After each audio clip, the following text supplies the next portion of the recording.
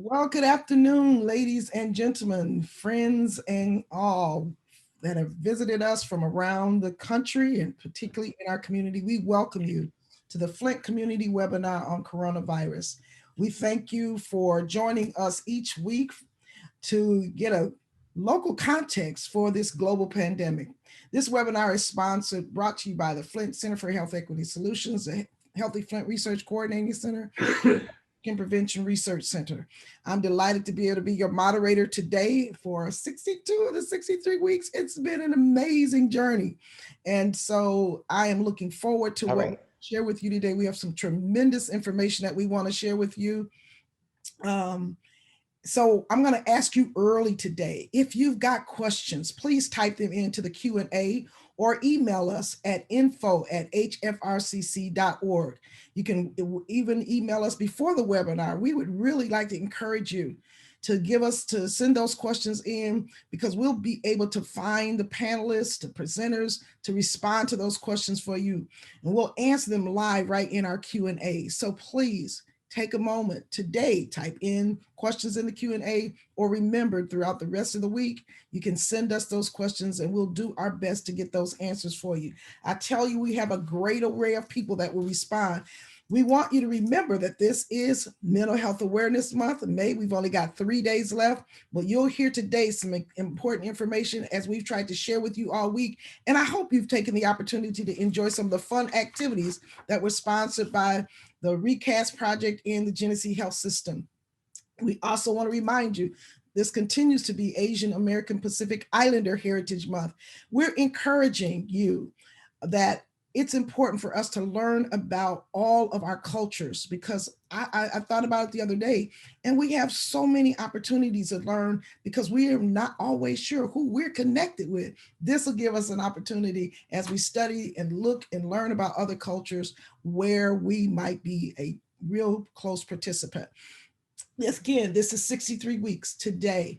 I want to encourage you, please put those questions in the Q&A. You will see here, if you're not able to see because you're not physically in a webinar right now, but we have representatives from all over the county that are providing resources and services. We have representatives from the governor's office. You'll hear from the city of Flint today. So please put those questions in and let us answer questions for you. Today's webinar, we're excited. We're going to talk again about monitoring vaccine safety for children. Mental health affects everyone. We're going to hear the update again from the governor's office, public health policy update, and we will hear from the mayor's office of the city of Flint. But before we get to those specific conversations, we want to talk to you again with the roundtable. We've been bringing you this roundtable to get a little bit more detail on some of the issues that have surfaced. And there were questions about vaccines safety for children.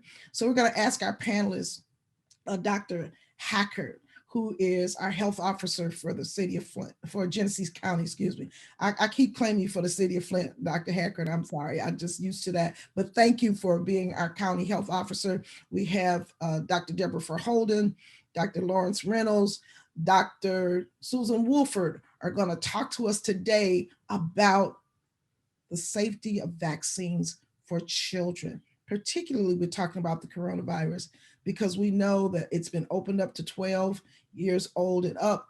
And there is one specific vaccine for that, but we do hear about others that are becoming available. So I'm going to open it up now to the panel.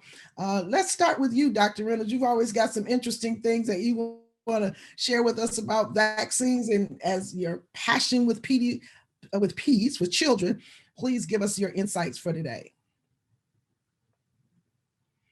And you're brilliantly speaking. Yes. There are vaccines for COVID for children in the pipeline, without a doubt. However, we need to focus on what we can do on ages 12 on up right now. The vaccines for children under 12 will be available. They may go down to as low as 6 months of age. But right now, we've got to take care of those 12 and up.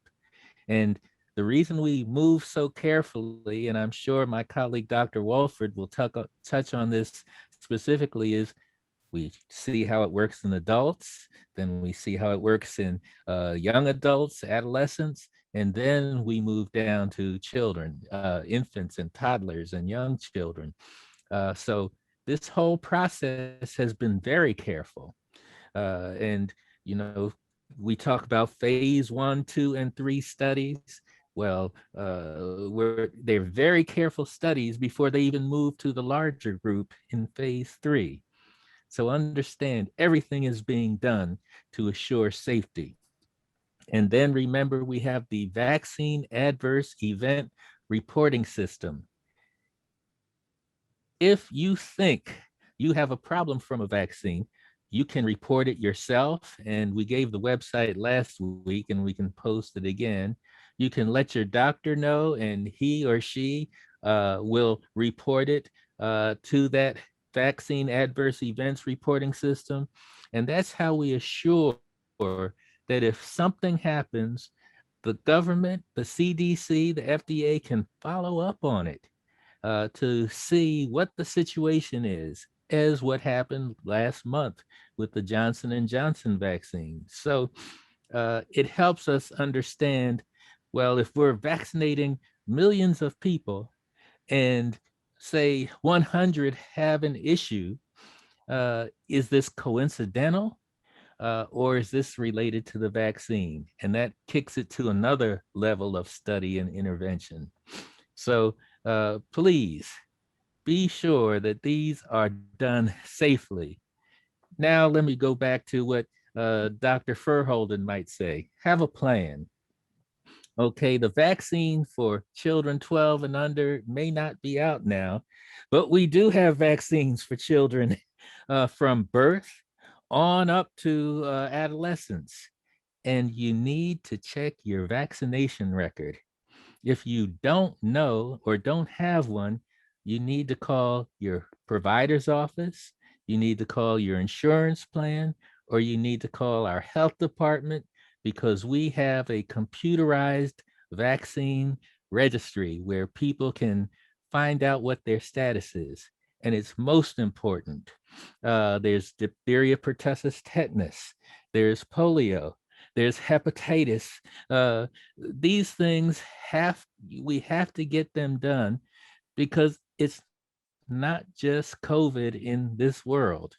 And we'll probably be glad when it's not just COVID moving to the fore, but there are things that we must do. And then to the grown-ups, you know, you may not have seen all these diseases for all these shots that have all these strange names, but you haven't seen them because you got the immunizations as a child. And we must continue that protection for the community. And I think I've said enough. Thank you, Dr. Reynolds. But it's a great segue because Dr. Hackett, as a health officer, you're a medical officer, you're a medical doctor, but you're also the health officer and the responsibilities that you have at the health department. And I know you have some important facts that you'd like to make sure that we understand from your perspective as a health officer. My main message for, particularly with regard to the pediatric, is that agreed, this vaccine is coming. It has been shown over and over to be a very safe and remarkably effective vaccine. However, we are also concerned about the backlog of children getting their regular childhood immunizations. And so we have been trying for the last 2 weeks now to be rather innovative when we're targeting 3 different school districts each week to go out and also to bring childhood vaccines into that area. So you can bring the whole family, 12 and up can get their vaccines for COVID, and then the younger ones can make sure that they're caught up on their regular childhood vaccines. I do have the list of where we are going to be this coming week and the week after that, and a couple other places, but we are getting out in the community and we are bringing childhood vaccines to do catch up from this last 15 months as well. So with the vaccines, particularly for COVID, it's just still the one vaccine that's available for the children that are 12 and up. For now, they are expecting sometime in June to have the Moderna vaccine get the authorization to give to ages 12 and up as well. They're both basically like built on the same kind of tech, you know, the messenger RNA. So they're very similar in it, but Pfizer had their study completed sooner. So if you'd like, I can tell you the 3 school districts we're going to be bringing COVID, and you can you don't have to be in that school district. If this is somewhere that's close and convenient for you, or if you are ready to go and you know your children need catch-up vaccines, there's going to be at next week is Mount Morris, Flushing, and Davison. The following will be Lake Fenton, Grand Blanc, and Flint Southwestern. On June 5th, we're also doing an event at Crossroads Village, where there will be both COVID vaccines and childhood vaccines. And then on June 24th at Shea Chevrolet, and that's associated with HAP. So there's really great convenient opportunities. This weather's been amazing until now. But again, you can get out and get your children, the whole family can get caught up on the vaccines that we have available. So this kind of gets to the equity issue. And I see Dr. Debra is just making sure that it's everybody. And we can do multiple things at one time. We don't have to go to 2 or 3 different places. So Dr. Debra, I see that smile on your face. So you got something you want to add here? No, I would like to share one thing, which is that I took this opportunity because I try to take the same advice I give people. And I decided to get caught up on my adult vaccinations. Really? Yeah. And so it's interesting because I'm going to be a grandma. I've been telling everybody who would listen. So I had to get what's called the Tdap shot, which is the tetanus, diphtheria, pertussis. Then pertussis or whooping cough can be fatal for infants. And oftentimes it's adults who haven't had that vaccination in 10 years who pass it on to infants. So I went and got that shot. Then I've also never had the chicken pox. And most people can't believe I've never had the chicken pox. But I promise I didn't have them because when my brother got them, I was living in Flint. He was living in Maryland. I took a test to see if I had chicken pox antibodies 15 years ago. I did not have them. So I said, well, I need a chicken pox vaccine. My doctor said, we're going to retest you for the antibodies. And guess what? I now have chicken pox antibodies. So sometime in the last 15 years, I got exposed to chicken pox, developed antibodies, and had no outward symptoms. The point that I'm making is all of us have the opportunity during this pandemic to take the reins of our own health. There were a lot of things that I realized that I didn't know about my own health. I didn't have an adult vaccination record. So I couldn't tell you the last time I had a Tdap shot or a tetanus shot. I now have an adult vaccination record. It took me about a week, but I went back and I went to all of my doctors and I got all of my vaccination record updated. It's now all on one card. It's all been funneled into one record that my current physician has. And I just feel empowered because I at least know the what's so about my own adult vaccination record and my adult health. And this has nothing to do with childhood vaccines, but I also went and got a mammogram.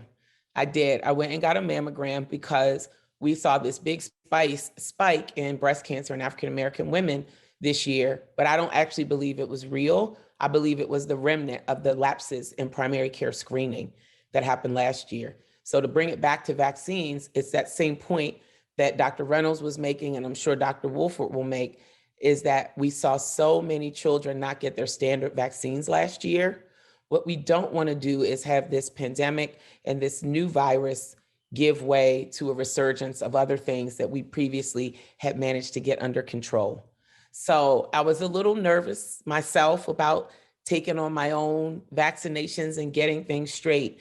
But I can tell you, being on the other side of it, I feel fully empowered. Like I have the wheel of my own health in my hands now, and it feels really good. Thank you, Dr. Debra. We'll only go back to Dr. Hacker because you mentioned having your own record. And in the health department, you know, the MCR, we call it, the Michigan Care Registry, where all this information is, even when we get our COVID vaccine, it should go in that registry. Is that correct? That is correct. They want it in within 24 hours of administering it. There's been a few places that have had some delay, but it really should definitely be in there within a week. And it will also have all of Dr. Verholden's adult records in there as well. So it makes it very convenient. You can go in and check and see what it is, or your physician can. So even if you forget, it's in the record. And we want to encourage, even when you go to your pharmacies or somewhere else, they too can put that information in if you utilize their facility versus going to your primary care physician. So thank Absolutely. Thank you. Another really important question was about the side effects of the vaccines for children. I want to go to you, Dr. Wolford, and just ask, we understand just that there have been some side effects that's being investigated, and this is causing some concern for parents. What would you say to parents that you are seeing at the hospital? And now you're going to talk to all of us here about the concerns and what those might be. So thank you, everyone, for that question. And it's very interesting the way you phrased it, that there have been some side effects. So there are always side effects, i.e. there's going to be some fatigue, there'll be pain at the sites, you might have a fever. Those are the side effects of the vaccine. And we all know that that's fine. Yay, the vaccine is working. The question that's come up recently is that there have been a few cases of something called myocarditis, and we don't know whether that's associated with the vaccine or not. So it's important to note that there are many, many cases of myocarditis every year. Globally, about 3 million cases of myocarditis, several thousand cases in the US, and it can occur in young people and children as well. And what we also know is that over 4 million 12 to 17-year-olds have received the COVID-19 vaccine, and only a few dozen, and we don't know exactly the number, but through that vaccine adverse events reporting system, which seems to be working very, very well, through that system, we know that some children have seem to have definitely developed myocarditis. And the question is that associated with the vaccine or not? One of the interesting things to note, and it's something that we've emphasized on this webinar before, is that if there are problems with vaccines, you generally see it early on. And so this issue with myocarditis, it's something that people have reported seeing in children within about 4 to 10 days after getting their second vaccine. Again, we don't know if it's associated, but the appropriate thing is happening in that it is being investigated by the CDC and others to determine if, in fact, there is an association. Thank you, Dr. Wolford, because again, I want to just open this up to the whole panel. The side effects, seemingly at this point for adults, the children are seeing some of the same side effects. Because when you have parents who are having to make this decision for their children, they're wondering about these things. So this is what they should expect as well. So they should expect the fever, the fatigue, the pain at the site, those things that they should expect. Now, what if, as Dr. Reynolds said, if some adverse event occurs, if something happens that seems wrong, you should report it to the doctor. You can also report it through the system. And in regards to this particular issue of this myocarditis, the question, what we're told to look out for is if children, or if anybody who's had the vaccine, if they are experiencing chest pain, shortness of breath, it's happening within a few days after the vaccine, that would definitely be something you'd want to report in order to get, first of all, you'd want to get treated. So it's important to note that in the cases that have been reported, it's been very mild cases, and that in general, the young people have responded very well to medication and rest and are back to feeling normal really very quickly. In the cases that have been reported, it seems to occur more in boys, more in males than in females. And the age range has been like 16 to 40 years of age. So teenagers and young adults. But again, very few cases. And I'm sure many of you are asking, well, what is myocarditis, right? What is she talking about? So myocarditis is an inflammation of the heart muscle. So remember, we've said many times before that one of the problems with COVID is that the immune system sort of overreacts. And indeed, it's important to note, if I haven't said it already, that COVID causes myocarditis. There's a definite increase. Your risk of getting myocarditis with COVID is infinitely higher than any risk that might exist from possibly maybe getting it from the vaccine. So for that reason, there's still a recommendation that we should still get the vaccine, because myocarditis is definitely associated with actually getting COVID. So again, the immune system overreacts, as we've said in many cases, and it can overreact and damage the heart. And I was thinking about this while I was preparing my bread dough for my Sabbath meal. And I thought, I'll use the dough. So if you think about putting the regular amount of yeast in your dough, it has sort of a nice turgor, it's strong, flexible, but maintains its shape. So that will hopefully make a good loaf tomorrow, or for tomorrow.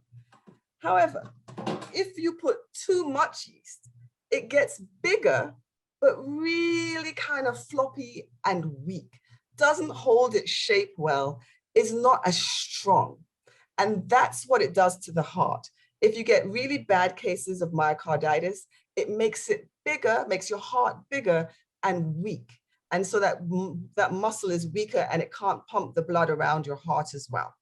And so in that case, we need to rest, you need to get medication, and you can, if it's a mild case, get better in a few days. If it's a very severe case, of course, it can lead to death, but that has not occurred in any of the cases that have been reported. They've all been mild. And again, we do not know that they are associated at this point with the vaccine. Thank you, Dr. Woodford. I knew you had something, a little rabbit you were going to pull out of your hat there, and we thank you for that. But again, this question came up from some of our participants who listen to us every week and wondered if we could respond to these potential adverse effects. So thank you for responding. I want to just make sure each one of our panelists, I was coming right back to you, Dr. Hackett. I knew I want to come back to you, then Dr. Reynolds, then Dr. Debra, as we round out our roundtable for today. Dr. Hackett. Mine's just a personal story, really, though, is to remind people that myocarditis can affect children from any reason. Other viruses do it too.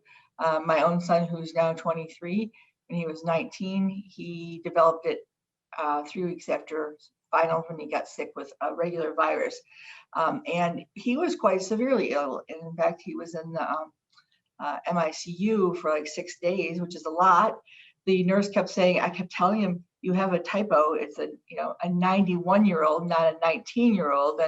And they kept saying, no, it's a 19-year-old. So he recovered completely. His cardiologist was dancing, literally danced into the room. But this is not something that is just from COVID, and it's not just from, it's not something that's a side effect from only this either. So it happens. It's very rare, and he has a full recovery, and he's back to playing hockey. Thank you. Okay, Dr. Reynolds.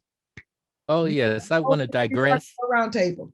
I want to digress on the issue of what's in the vaccine.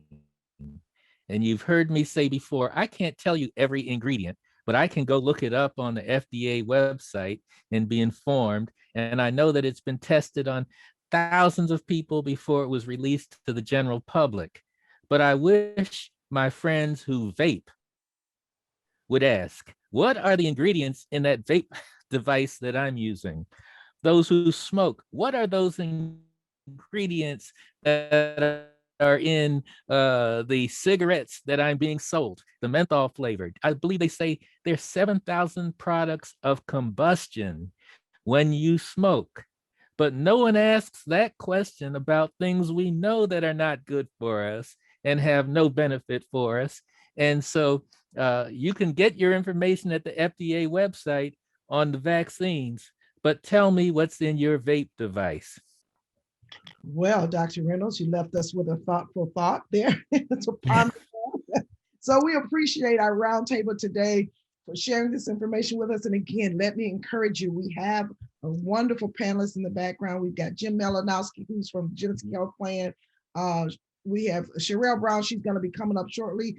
Afton Shavers from Greater Flint Health Coalition, and others who will be able to answer questions for you.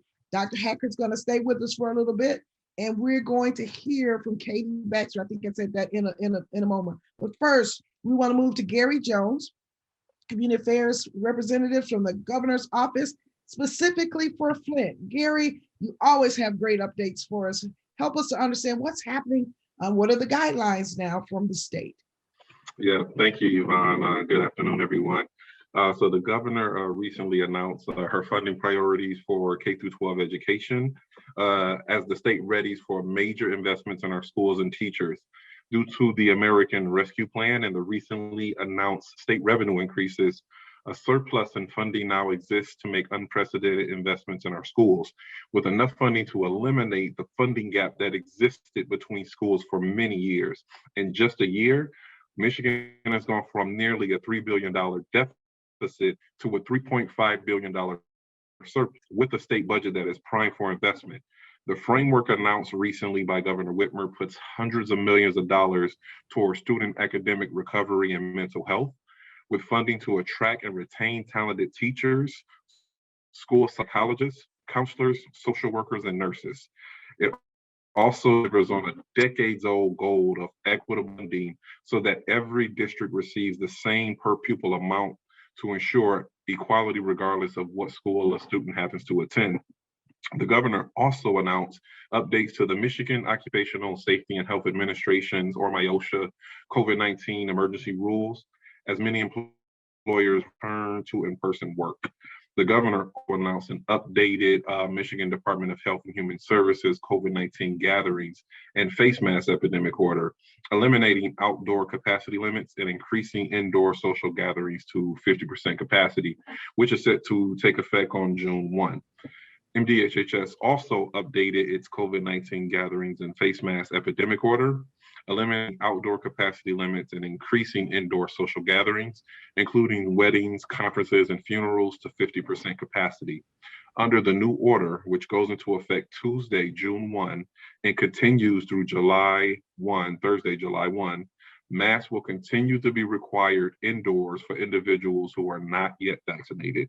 And as always, I'd like to plug the catch-all website, so michigan.gov/COVID vaccine and michigan.gov/coronavirus, still the best websites to remain updated.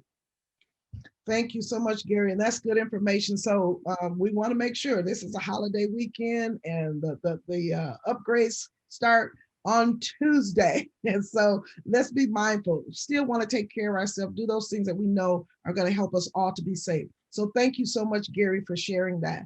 The other big question for us has been what's happening at the city of Flint. And so we introduced Lottie Ferguson last week, and she's here to give us some updates directly. She's the Chief Resiliency Officer for the city of Flint in the mayor's office. Welcome, Lottie. Thank you so much for having me. It's a fantastic work that you guys have been doing for 63 weeks now. That's amazing. So I wanted to talk to you today about the status of service line replacements and what we still need to consider in the midst of this still ongoing water crisis. One, to date, there have been 27,007 service lines excavated, 9,997 service lines replaced. I want to talk a little bit about excavation versus restoration. There have been some questions about folks who need their grass or sidewalks repaired. There's a different company that does excavation versus restoration. And so there may be a period of time where your yard might not look exactly the way you want it to look. We just ask that you be patient with us, and the restoration company will be out to get that taken care of for you. Also, we wanted to make sure to encourage those who have not opted in for service line replacement to do so. The deadline has been extended. You can go to the City of Flint's website to get some more information on how to opt in. We also want to continue to ask you to use water filters. If you do not have a filter or you need filter replacement cartridges, which should be replaced on a pretty regular basis, you can get those from Flint City Hall. You can call us at 810-410-2020, and we'll be happy to get cartridges or filters, or we still have pitchers available for use. Next on my list is water shutoffs. Water is still not being shut off for those who are unable to pay, or they have issues concerning maybe job loss or whatever, but the city of Flint is not shutting off water. We do still encourage you, those of you who are able, to continue to pay your water bills. And then I had on my list a quick discussion about mental health awareness, but I see that Afton's here, so I won't steal her thunder, and I will let her tell you what Recast is doing about mental health awareness. Happy to answer any questions. Thank you, Lottie. And again, we encourage you, put those questions in the Q&A. Those questions will be answered so that everyone can see the responses to it. So thank you, Lottie. I just want to re-emphasize something that you said, though. You said this is an ongoing water crisis. So we're appreciative of knowing that even in the midst of COVID, our city is looking out for what needs to happen continually as it relates to addressing the issues of the water crisis. So that number, again, if you could give it to us one more time, and we'll make sure that is put in the chat so everybody can see it. But one more time, Lottie, in case someone needs to know that number, because we're still asking people, you can opt in. Your voice counted so that this timeline has been extended. So give us that number once again, Lottie. 410-2020. 210, that's my number. So 810-410-2020. Thank you so much. And I appreciate that. And I know Afton's here. She's done a lot of work for us and did some great presentations about mental health activities during this month through Recast. And I'm going to ask her to come back right after we hear from Katie Baxter, who's up next. So Afton, hang in there for us. And you and Katie will kind of piggyback on what's going on with what's important for us for mental health. Because one of the things we're saying today, mental health affects everyone. Katie, please help us. Yes, hello, and thank you for having me again. A reminder that Genesee Health System, we are still here for you. As Mental Health Awareness Month comes to a close, don't forget about your mental health, and we encourage you to take care of yourself as well as others. So what is happening? You've heard me talk about before that 1 in 5 individuals has a diagnosable mental health condition sometime in their life. That's a lot of people. Think about all the people you know, hundreds of people you know. 1 in 5 experience some kind of mental health challenge. So we want you to remind you that this is a normal part of being human. We have physical health challenges, and we spend a lot of time talking about that. And we also have mental health challenges. It's a normal part of being human. And the pandemic has been so difficult on everyone in different ways.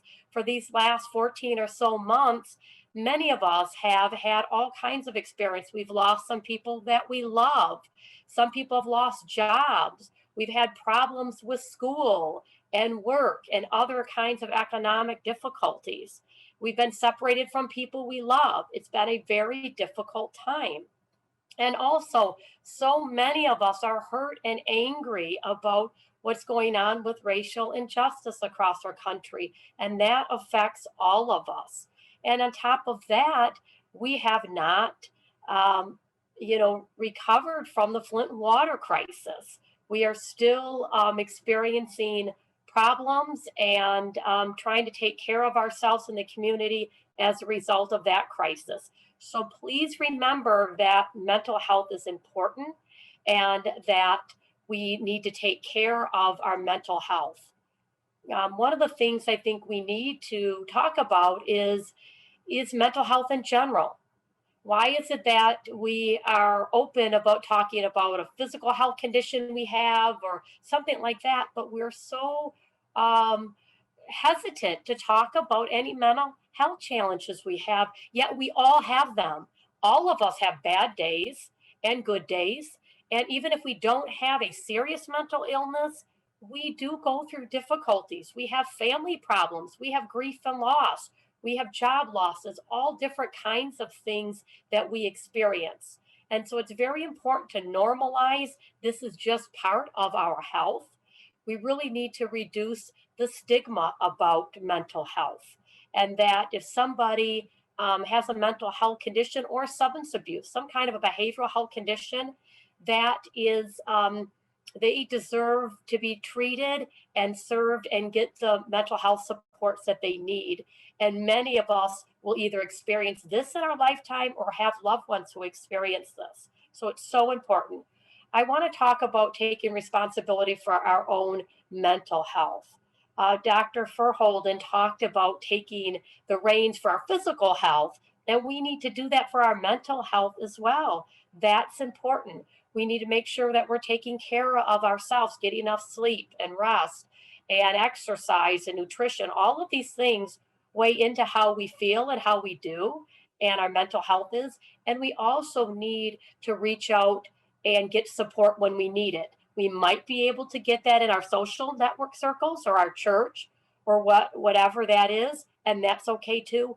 But we can also reach out and get help from other places. So keep that in mind.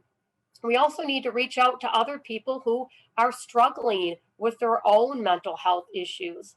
I will talk a little bit about suicide in a minute because suicide rates are rising, and it is really a very serious and tragic thing. So it's very important that we find ways to support people and encourage people to get help early on and not to wait until things get too bad. We can get involved and learn about mental health. What if we know somebody or somebody's not acting right or is having a problem? How do we respond to them? That's why we have some of these educational courses for you to take advantage of, and they're all free. So please do that. We can also write our legislature.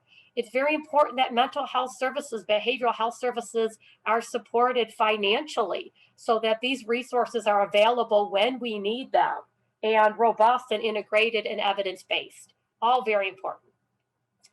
I want to remind everybody about our behavioral health urgent care. This is something that is a service for anyone in our community. You do not need to have a severe mental health condition or substance abuse condition to reach out. Sometimes we're just having a bad day and we feel at our wits' end, we're feeling down, we're feeling hopeless, we don't know what to do, and we're feeling just mentally exhausted.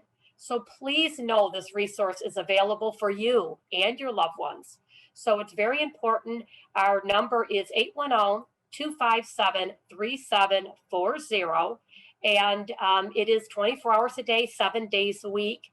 And counselors and therapists are available to help you talk. If it's an urgent issue, they can get you connected for mental health services. Or if you just need somebody to talk to, we are here. Please take us up on this. Also, texting is another option we have.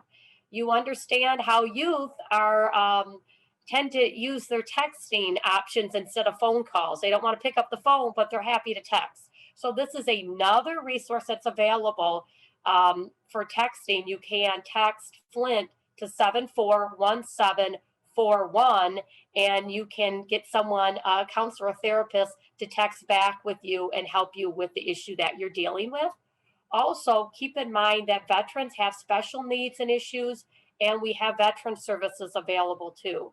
So you see the number on the bottom of the screen too. That's another available resource for the unique needs that veterans face.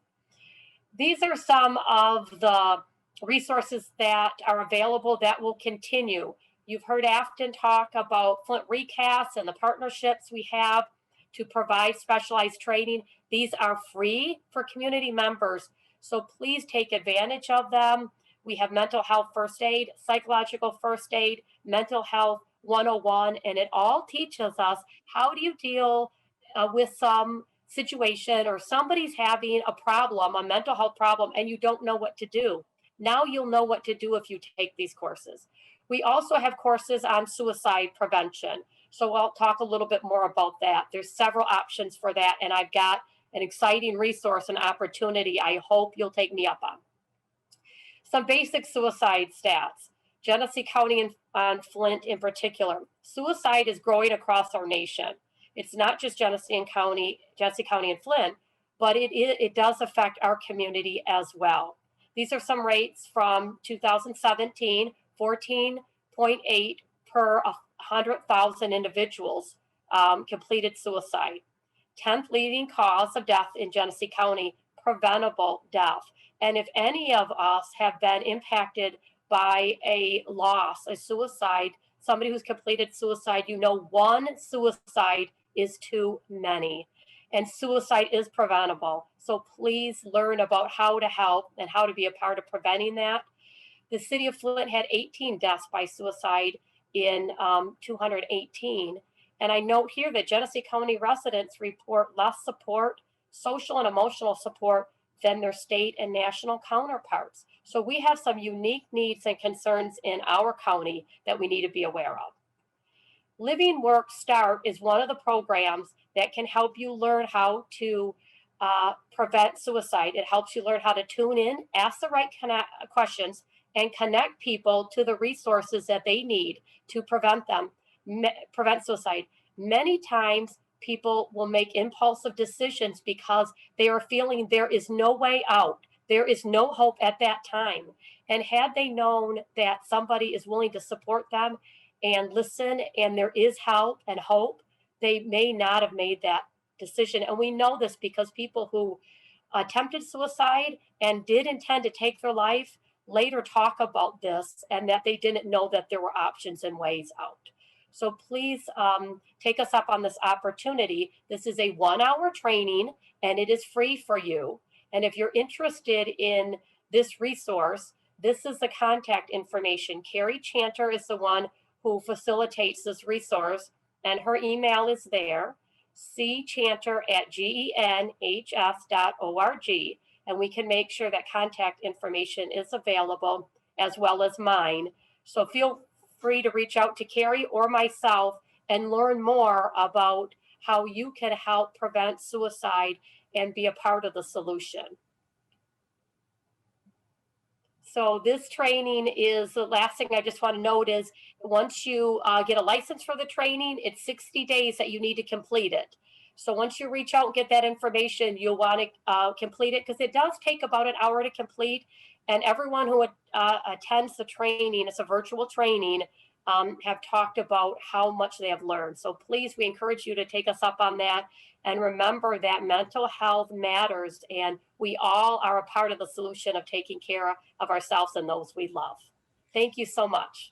Thank you, Katie. And there's always such good information. So please, we're going to encourage you, call these numbers, and you can come back and look at the webinar at another time to get the more details if you need to look at it more closely, but always feel free to call. I'm going to ask Afton now. This has been Mental Health Month, Awareness Month, and she's had all this energy about all these things going on. 3 days left, Afton. What's left? 3 days left, and I need a nap.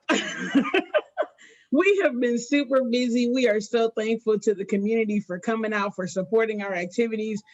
We've had a really great turnout at everything we hosted. We were hanging out yesterday at Hasselbrink Senior Center, growing positive thoughts. So we planted seeds, we planted positive thoughts.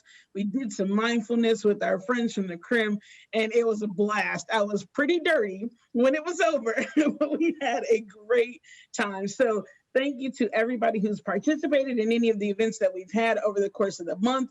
We'll kind of share with you the last couple of things we have coming. So Self-Love Saturday, which will be this Saturday, we have like a reflection activity. You'll see it posted on our social media. Sunday Fun Day, we have some mental health facts and also myths, and then we've got some word puzzles that will be available. And then on our last day, our Mindful Monday, we'll have some information about how to carry on the conversation. So mental health does not end because Mental Health Awareness Month has ended. So we want to make sure that folks are continuing that conversation.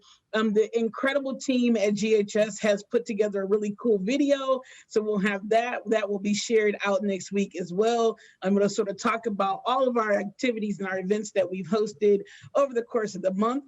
We have a few things coming for you all in June, because June is PTSD. So we'll be talking about post-traumatic stress disorder. So we'll have a few things that we'll be doing with community then. And of course, we'll have a few more things up my sleeve coming as we get into the summer months, because now we can actually do a few things in person. So I will be back to share what else we come up with, I promise. I'm not surprised at all that you got something up your sleeve and we'll all hear about it. So thank you, Afton. Thank you, Katie. And there's so much more we can do. And one of the big things that helps us with our mental health is to know what's available to us. So I want to have a little conversation right now with our health department again. Sherelle Brown's on the line on the webinar with us, and I see Dr. Hackard is still here. A lot of things happening out of the health department. I don't know, Dr. Hackard, did you want to give us some insights, or Sherelle, you're going to take it away? I'm open to you just letting us know what's happening. I'll let Sherelle talk. All right, Sherelle, take it away. All righty. Well, great things are happening. Since last week, we have seen a 47% decrease in COVID-19 cases, and we're also continuing to see a decrease in our 7-day positivity rate.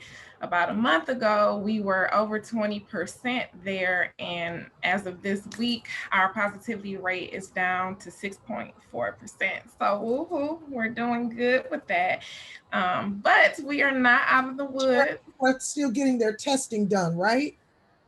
Yes. We need to continue to get the testing done. Okay, thank you. I was going to say that we aren't out of the woods yet. You know, we've seen us decrease in our COVID cases before, and then we saw those cases to surge in an upward trend. So it's still important to get tested. With the different variants that are out, we want to continue testing because these strains do spread more easily. And with testing, we're able to identify what strains are in our community. And with that, that assists us in taking proper precautions to prevent the spread of those new strains. So on the screen, you'll see places where you can get tested for COVID. They have not changed since last week. So you can visit your local Walgreens or Rite Aid, as well as Word of Life Church, Bethel United Methodist Church, and Macedonia Baptist Church. We also have testing locations at the Genesee Community Health Center and Hamilton Community Health Network. Next slide, please. So as I was saying before, great things are happening. We're seeing a decrease in cases, and part of that reason is because we are getting people vaccinated within the community. So I encourage everyone who has a child that is 12 years and older, and if you're an adult who has not received your vaccine, to visit us at our upcoming clinics. And you'll see those on the screen. I've also shared those in our chat. So Tuesday, June 1st, we'll be at Mount Morris High School. That's located on Neff Road, and there we'll be giving those childhood vaccines as well as Pfizer for 12 and up. And that following day on Wednesday, we'll be at Flushing High School. It is an afternoon clinic, so the kids can wait until they're out of school to come over to the high school at Flushing. You don't have to be a member of that school district to come get your vaccine, but we'll be at Flushing Wednesday the 2nd from 3:30 to 6:30. And Central Church of the Nazarene as well to the general public and children too. Thursday the 3rd, we'll be back at U of M, the North Bank Center from 9 a.m. to 4:30, giving the Pfizer and Johnson & Johnson vaccine to our 12 and older population, as well as Shiloh Missionary Baptist Church. So that will be a split clinic. In the morning, we'll be doing Moderna from 8:30 a.m. to 3:30 p.m. And then after that, we're giving an opportunity for our youth who couldn't make it to a school location to also visit Shiloh and receive Pfizer as well, and anyone else who prefers Pfizer from 3:30 to 6:30 next Thursday. Davidson Middle School will also be in operation on Thursday at the same time from 3:30 to 6:30. So you have choices. You can go to Shiloh, you can go to Davidson Middle School. And then we still have more clinics coming. Friday the 4th, you can visit Our Lady of Guadalupe from 10 a.m. to 2 p.m. We'll be doing Pfizer and Moderna. And then that following week, starting Tuesday, June 8th, at Lake Fenton High School, we have another afternoon clinic giving Pfizer to our 12 and older from 3:30 to 6:30. And you can also visit during the day, Central Church of Nazarene from 8:30 to 3 p.m. And it looks like we'll be at Grand Blanc High School too. So 3:30 to 6:30 next Wednesday. The following Wednesday from next Wednesday, we'll have 2 locations, Grand Blanc High School and Lake Fenton High School, to bring the children out and adults as well. And then Thursday the 10th, we have Shiloh Missionary Baptist Church and Flint Southwestern Academy, who will both be doing Pfizer vaccines for our 12 and older from 3:30 to 6:30. Parents can get their vaccines too.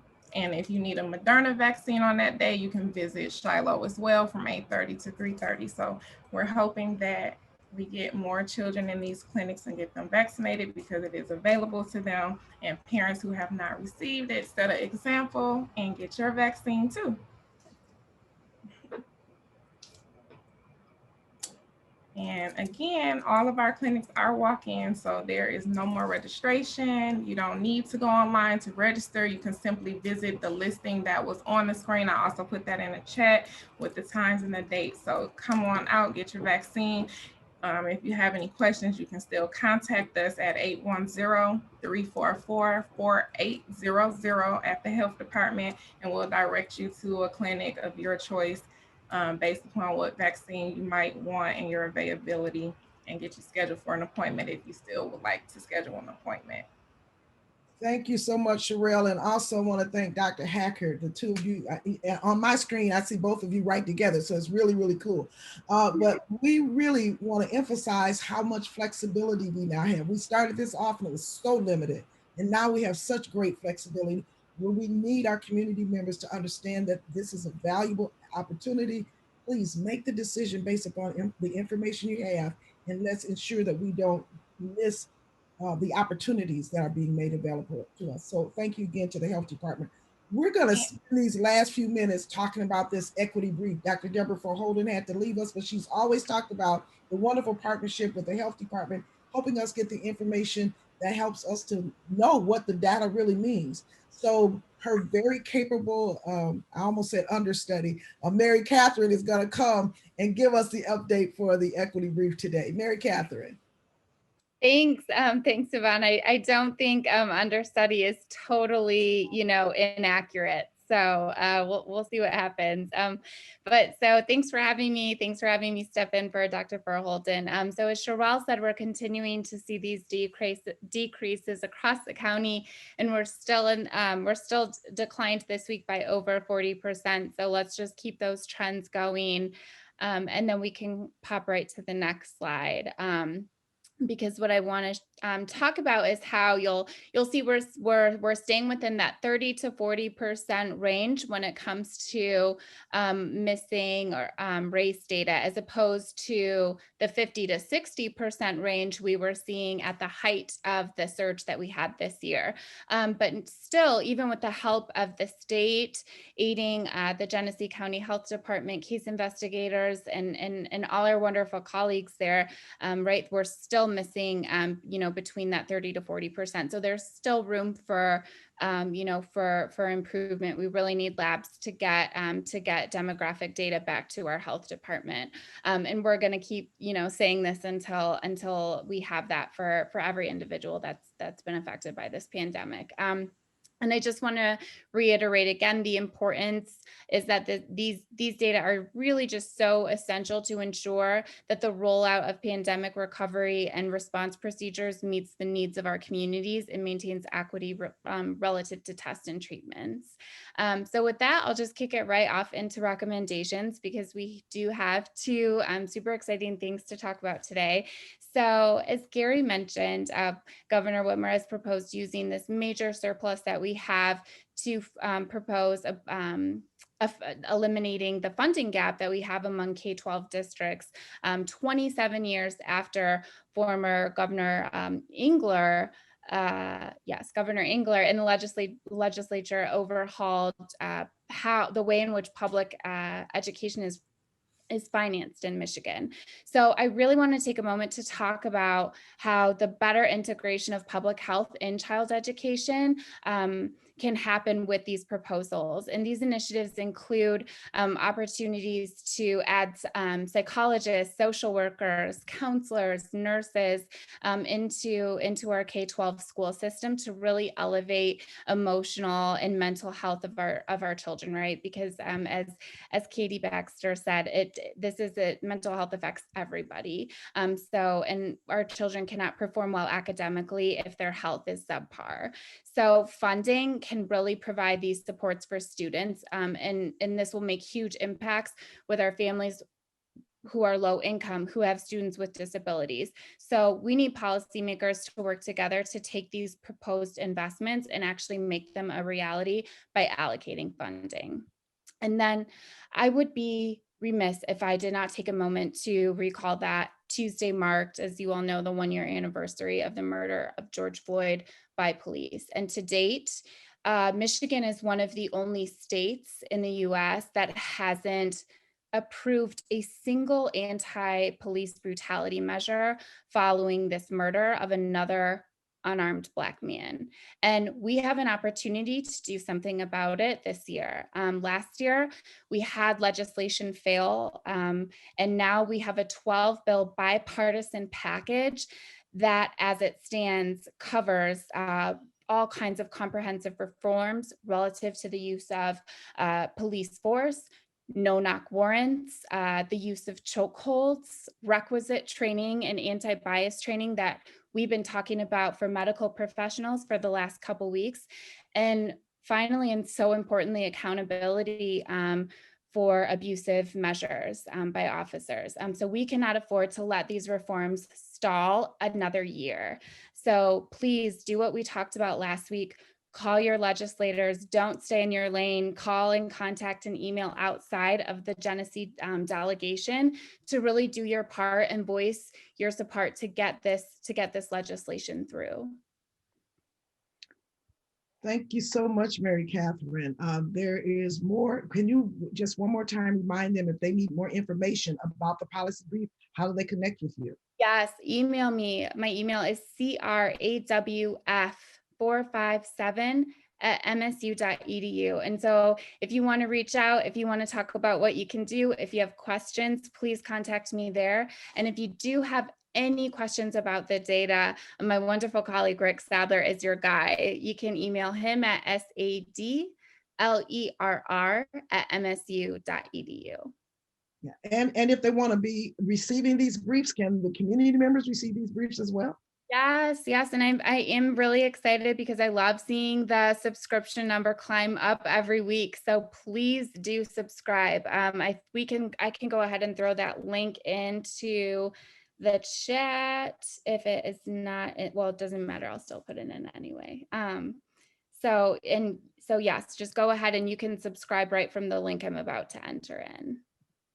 Thank you so much, Mary Catherine. As we prepare today, I want to remind you that how critical all of you that are listening today, and even if you're going to follow up and review this later, your voice counts. The reason we are able to even do this webinar is because your voices helped us to understand what was needed every week. I'm asking you, as we started off our webinar today, send those questions in ahead of time. Because someone asked about the inflammation around the heart, we were able to identify Dr. Wolford to share that information with you. The testing sites, the vaccination sites are all standing up more and more because of the voices of you as community. So remember, even though it doesn't feel like it sometimes, your voice counts. We're still having some issues that are raised as a result to the water crisis because your voice counts. I can't say that enough. And resulting from your voice, we now have continuing education units for community health workers. Partnering with MISHWA, Michigan Community Health Workers Association, these continuing education units are available. So please continue to apply for them. The same with the social workers. As a result of your request, we were able to partner with Michigan State University School of Social Work to have this webinar considered as an opportunity for you to receive continuing education units. Please, when you go on, select your occupation, complete the form. The survey will then email, including your email address. They will then respond to you and let you know that you successfully submitted your survey so that you can appropriately get the credits that you need. This is a result of your voice. We want to ask you again every week, we're saying to you, please let us know if this is of value to you.